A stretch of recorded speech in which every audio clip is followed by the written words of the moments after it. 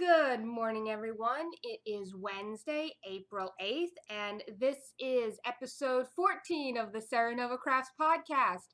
I'm your host, Jessica, and I'm starting a little later than planned this morning. So, first of all, if I appear really tired or slightly out of it, I'm sorry. I went to bed after midnight last night. And B, you got an extra half hour in the Ravelry thread because I only just locked it. I did do the random number generator and pull up the winner's Ravelry profile before I started recording so that I could just click on it and know who it was. So that's always a thing. There's only 6 entrants, so you had a good chance of winning, but, unfortunately not everybody can win. So I guess that'll be my first bit of business. The random generator chose post number 7 because I put in numbers 2 through 7. Excuse me. I put in 2 through 7 and it chose 7. Yes. God. I'm sorry. I'm really out of it this morning. I can't even read my screen properly. That's how out of it I am. So 2 through 7, it chose 7. Because my post didn't count. My post was post number 1. So there were 6 entries. That's where I got the 6 from. Total brain fart today. So the winner is Kendra from Kansas. Send me a Ravelry message with your mailing address, and I will get that in the mail to you. As soon as I hear from you, I'll send it off. So congratulations on winning. Yay! And the thread is now locked, and Kendra is the winner. And thank you, Kendra, for watching. I hope you enjoyed the yarn. Kendra said, thanks for the giveaway. I'm suddenly a very big Araucania fan, and I'm enjoying trying the different bases. This would be a new one. I would crochet a shawl maybe to enter in the fair. So, hey, good luck, Maybe you'll win something in the fair if you crochet a shawl with the yarn. I don't know, but, good luck with it. Just send me a Ravelry message and with your mailing address, and I'll get that out to you. So now that that's out of the way, I did cast on my April socks. I haven't quite reached the heel of the first sock yet. That's because I keep knitting other stuff, because I had starteritis really bad at the beginning of the month. But here is the first part of the first sock. You can see that it's a gradient. That's... color's a little off. I fiddled with the camera settings, and unfortunately, to not wash out my face, I had to fiddle with stuff. So this is reading, at least on my screen, more red than it is. This is actually a fairly bright fuchsia. Yes, it's fuchsia. It's reading red, but it's fuchsia. I swear to God, it's fuchsia. But as you can see, the yarn fades nicely. It's a crazy Zobber ball. There's the cake, which is not reading the color it's supposed to be. It's reading as red. Don't ask me why. Because I know why I fiddle with the camera settings. Because I was trying not to have myself washed out, but I am. I think I am going to, right now, as I'm talking to you, redo the camera settings and see how that goes. And see if it now reads as pink. Because I just reset the camera settings. You might have noticed everything changed a little. Yep, that's better. See, it actually looks more fuchsia-y now. Yeah, I screwed with the camera settings. And yeah, that's a thing. There we go. Restored everything to default. That should be even better. Now it's pink. There we go. Now it's pink. Woohoo, pink. And I look even more pasty and white. Good times. So those are going along good. I mean, I haven't worked on them much, unfortunately, because I've been trying to do other stuff, but I'll do my best to get them done by the end of the month, because that's the whole point. The other project I've been working on a lot is in this bag that I got. This bag, which is really cute. I love fox. I have a thing for foxes. It's a wedge bag, so it stands up. It's balancing on my knee right now. But it stands up because it's a wedge bag. This is from Sewn by Lindsay on Etsy. She actually has a podcast and a Ravelry group, but I gave away the business card she sent with the bag. to people I know in person because people love the bag. So I'm going to show you the tag. If it'll focus. There we go. There you go. There's her Etsy address. There's her Etsy address. Go look at her bag. She's got some really cute stuff. But anyways, in the bag is my linen stitch scarf, which is coming along slowly but surely. Here it is. It's longer than last time, but still not terribly long. It's actually starting to curl because it is stockinette, technically. But my goal is to finish this by the 24th because that's when my local yarn shop is having their I made it at Twill party because the shop's name is Twill. Excuse me, I keep wanting to burp. Hello, good morning. And this is yarn from Twill, and I'm knitting this project because of going to the knit group at Twill. So, yeah, linen stitch scarf. I've decided, if you read my blog post on Monday, that linen stitch is the black hole of knitting. Even more so than lace. Like, we're talking like lace weight or cobweb lace is worse than it's worse. I've decided linen stitch is the black hole of knitting. It doesn't help that yesterday at the knitting group I go to at the local Barnes & Noble, that that someone checked my gauge on the project. You're supposed to have 7 stitches to the inch, and I have 11. That just means my scarf will be narrower. Like, that doesn't bother me in the least. My scarf will just be... Sorry, I'm looking for my water bottle here. Sorry about that. Had to make a cut there, because I kind of dribbled water everywhere because that water bottle is huge. Hi, Koki. Come here. Hi, Koki. She's right over to the side there. Come say hi. No, don't stiffen the yarn. Come say hi. Come say hi to everyone. Here's a good girl. Say hi, Koki. Probably heard her complain. She doesn't like being picked up. There's my girl. There's my cute girl. There's my Koki. She won't stay, but she might settle down in my lap for a little bit here. So those are the 2 projects, my sock and the linen stitch scarf, that I've been working on the most. Oh, I left that over there, but you guys don't need to see it. It's like 2 rows. I did, as I said earlier, there she goes. As I did say at the beginning, I did get starteritis, like, super bad, after I finished recording on last week. So I started 1, 2, 3, is it just 3? I started 3 projects last week. Yeah, I started 3 projects last week after I, not including my socks. So I started 4 projects if you include my socks.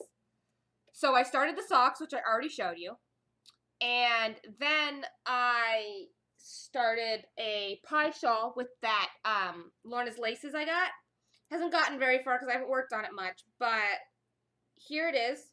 Trying to magic loop on 16-inch needles doesn't really work. But considering how fast a pie shawl grows in the beginning, I'm willing to put up with it. So that I just have it on the circular needle later, especially because I don't have double points in the right size. Yeah, that's a thing. So here's the very beginning of the pie shawl.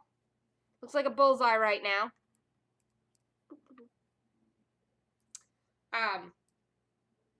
But I'm working on it. Hasn't gotten very far.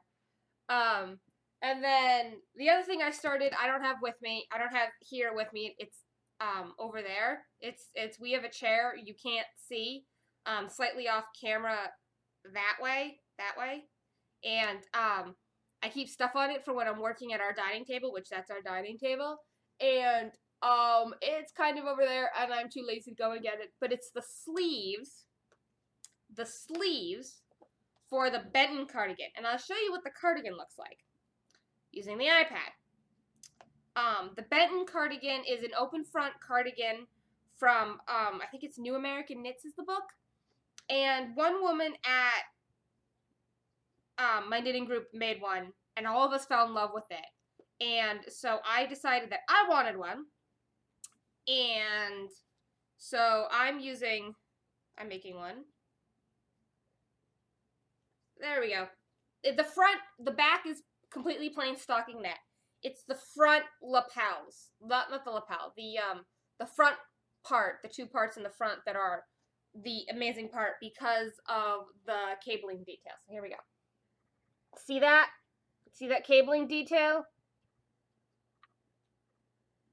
There we go. That's a good shot. There we go. Yeah, that. That is what I'm making. So it's the Benton cardigan, and yeah, it's from New American Knits. I'm pretty sure you can check it out on Ravelry. It's got a Ravelry listing, all that good stuff. I'm making the smallest size, which is a 38 inch, because you're supposed to have some slack in it, because it is an open front. But so you start with the sleeves, and I decided to do the sleeves 2 at a time. But because I'm doing it 2 at a time, it's taking a long time, and I only have like half of the cuff done, and there's no point showing you ribbing, because it's ribbing. It's 2x2 ribbing. I'm sure you know what that looks like. So I'm not going to bother going and getting it. And the last thing I started is another hitchhiker. Yep, another hitchhiker. This one is in gray. This is actually a yarn I got last summer. Actually, to make a hitchhiker. So I'm actually using this yarn for the purpose I bought it for. As you can see, it's 1, 2, 3, 4. It's 6 points along. It's not very big, but this is a gorgeous tonal gray from Dirty Water Dye Works. This is the charcoal colorway, and this is bed knitting. And by bed knitting, I mean this is living on the side table on my side of... Refocus? Hello? Sorry about that, focusing issues. This is literal bed knitting because it's living on my bedside table on my side of the bed. So, right now, when the repeats are really short, I'm making myself do 2 a night. But once they're longer, it'll be 1 a night or half a one. Like, once I get up to, like, the 150 stitch range, it'll probably be half a repeat a night. But, you know, it'll get there. So that's that. Okay. So, the hitchhiker, the pie shawl, and the sweater, I all started. So now I have 2 sweaters on the needles, 4 shawls, a pair of socks, a blanket I'm crocheting, and a scarf I'm weaving. I think that's a lot of whips.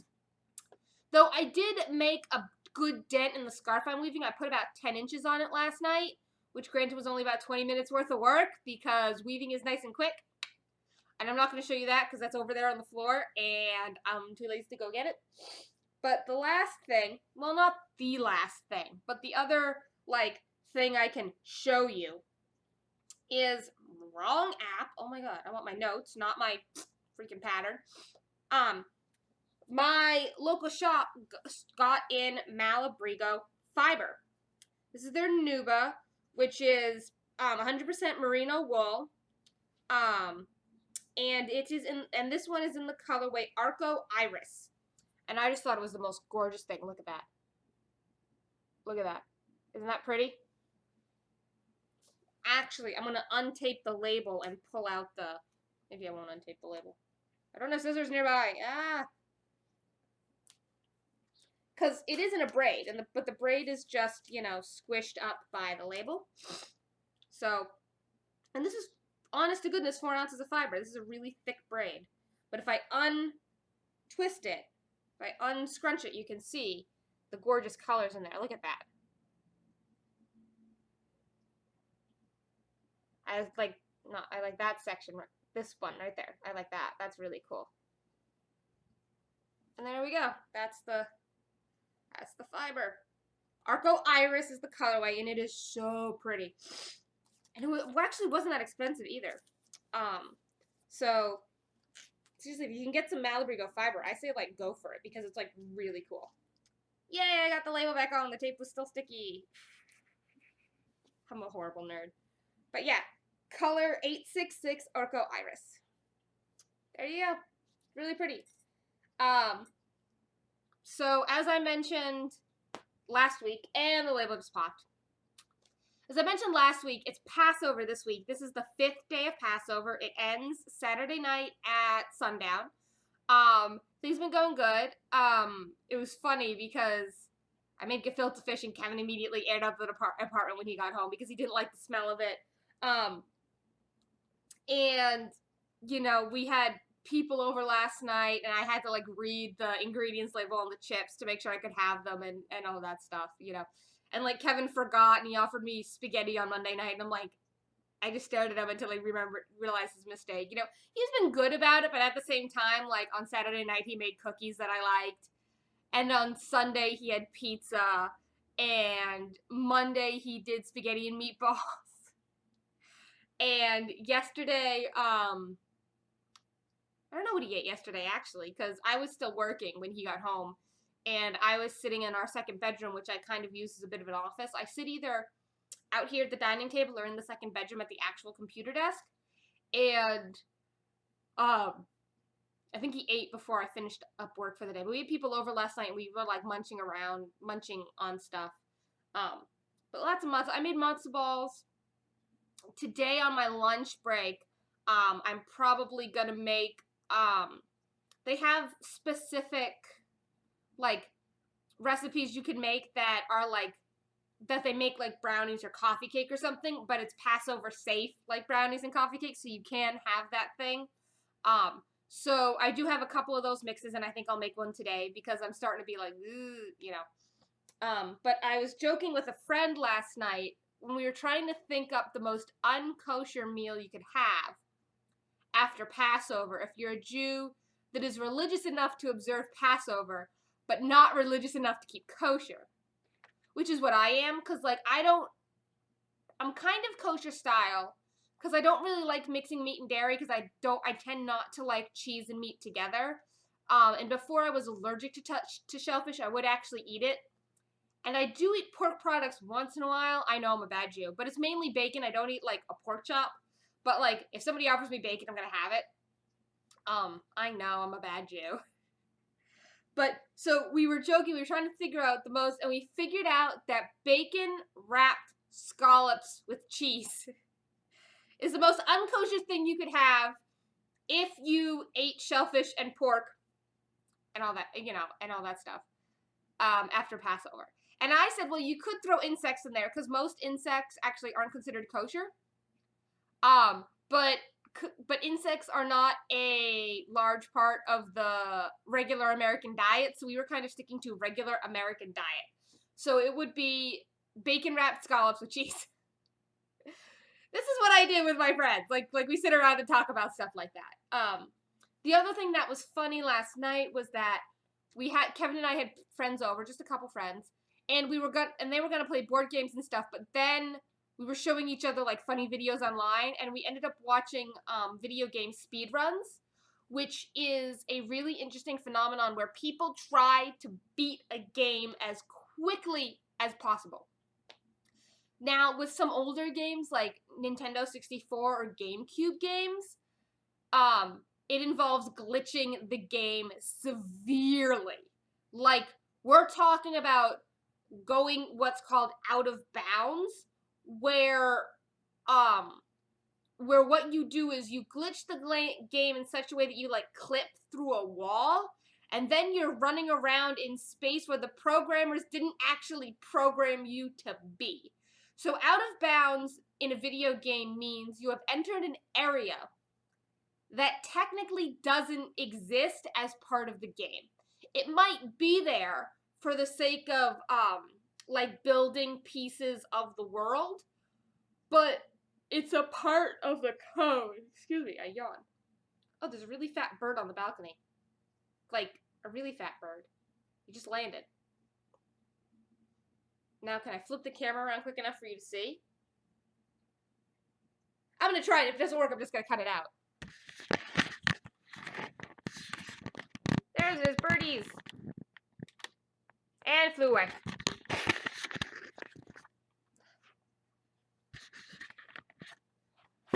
Sorry about that. And I kicked the table the camera was sitting on. That was cool. That bird had to be that big. I mean, I know birds can get big, but, you know, normally the ones I see around here aren't that big. But anyways, back to the video game thing. So, and I'll probably cut that out anyways. So, back to the video games.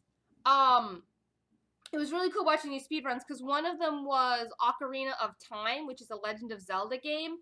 And they did this thing where they made the Deku stick, which is a weapon in the game, they did what's called an infinite sword glitch, where every time you swing the weapon, it's like it hits 1,000 times like a second for a certain amount of damage. So you can kill the boss in like 3 hits, which you're not supposed to be able to do in that game. And then the other thing was that they clipped through a wall to get down a tower. So you're supposed to like run down the maze of the outside of this tower while it's collapsing, and you need a certain amount of time to do it. That's programmed like into the game. You're actually supposed to do that.